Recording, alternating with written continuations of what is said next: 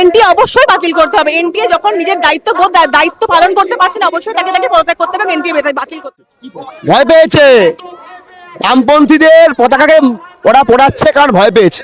হিটলারও পুড়িয়েছিল, আর Hitler কোথায় আছে ইতিহাসে? সুসাইড করতে হয়েছিল, হিটলারকে সুইসাইড করতে হয়েছিল।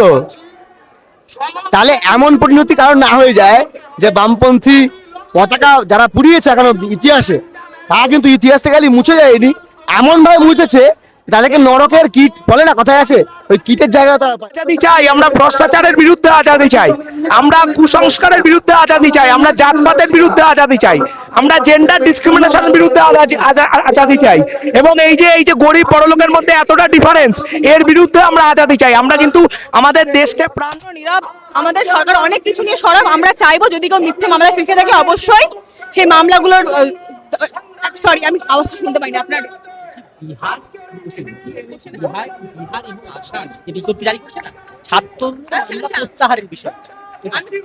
হ্যাঁ, বিহার এবং আসামে বলে যে ছাত্রদের উপর যে মামলা রেখেছে সেগুলো তুলে নেওয়া হবে। আমরা বলবো পশ্চিমবঙ্গ সরকার, আমাদের আজকের মিছিলের অন্যতম দাবি হচ্ছে যে ছাত্রদের উপর যে মিথ্যা মামলা করা হয়েছে সেগুলোকে প্রত্যাহার করতে হবে। আমাদের বিজেপি সরকার অনেক কিছু নিয়ে তৎপর, আমাদের মুখ্যমন্ত্রী অনেক কিছু নিয়ে তৎপর, কেউ কোনো জায়গায় উস্কানি দিচ্ছে কিনা সেটা দেখা হচ্ছে। আমরা বলবো যে ছাত্রদের উপর যে মিথ্যা মামলা হয়েছে উনি ওদিকে নজর দেবেন।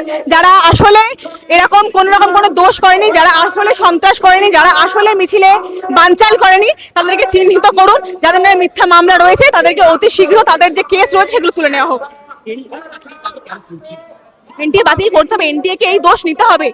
লিকে যেরকম শিক্ষামন্ত্রীর দোষ ছিল, এনটিএ এর দোষ নেই কেন বলতে পারে? এনটিএ এটা পরীক্ষা পরিচালনা করেছে, অবশ্যই এনটিএ দায় নিতে হবে। কেন এনটিএ বাতিল কর্মীরা এই বিষয়ে অবশ্যই আইনতভাবে ব্যবস্থা নেবে। আমরা থানায় আমাদের কমপ্লেন করব, আমরা ছবি ভিডিও দেখতেছি, সেই ভিডিও ছবি নিয়ে অবশ্যই কমপ্লেন করব। আমরা আমাদের আইনতভাবে লড়বো, আমরা ওরকম সন্ত্রাস করতে রাজি নই, আমরা আইনতভাবে আইনের পথে লড়াই করব।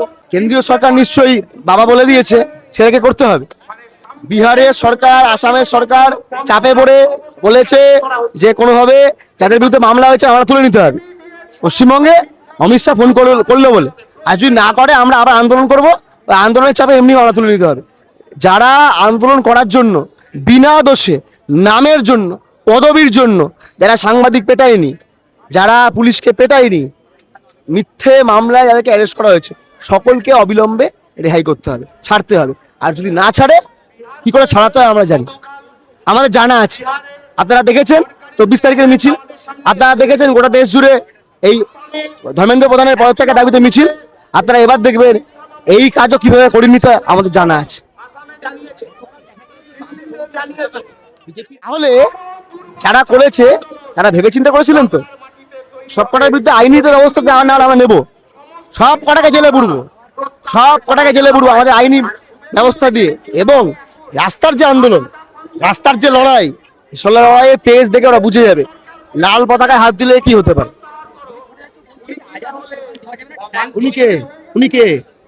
উনি দেওয়ার কে? আমি আপনার ঘুমে বলছি, आरएसएस से आजादी, जातिवाद से आजादी, मनुवाद से आजादी, ब्राह्मणवाद से आजादी, भूखमारी से आजादी, भारत থেকে आजादी নয়, বিজেপি থেকে आजादी, आरएसएस থেকে आजादी, ধর্মান্ধতা থেকে आजादी।